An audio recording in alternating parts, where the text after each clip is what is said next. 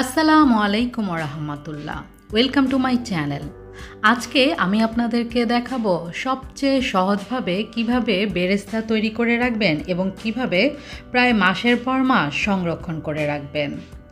একসাথে অনেকগুলো পেঁয়াজ বেরেস্তা করে রাখলে বারবার আর বেরেস্তা করার কষ্ট লাগে না। বেরেস্তাটি আমাদের কম বেশি সবারই লাগে।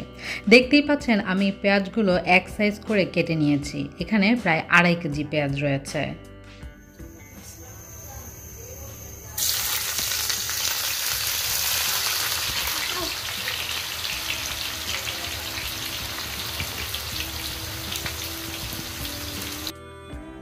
দেখতেই পেলেন আমি 2.5 কেজি পেঁয়াজ কিন্তু একসাথে বেরেস্তা করে নিচ্ছি না, আমি অল্প অল্প করে দিয়ে ভেজে নিচ্ছি। প্রথমে আপনারা চুলার হিট একটু হাই হিটই রাখবেন, হাই হিট রেখে নাড়াচাড়া করে নেবেন। তারপরে যখন নাকি দেখবেন পেঁয়াজটা হালকা একটু লাল হয়ে এসেছে তখন আপনারা চুলার ভলিউমটা একটু কমিয়ে দিবেন। এই যে দেখতে পাচ্ছেন।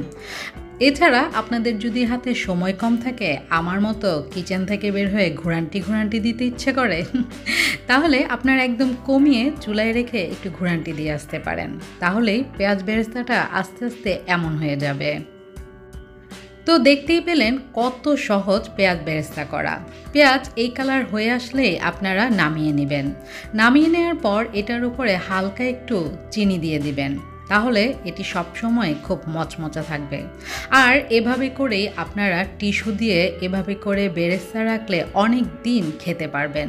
আজ তাহলে এখানেই আপনাদের কাছ থেকে বিদায় নিয়ে নিচ্ছি। সবাই ভালো থাকবেন। আল্লাহ হাফেজ।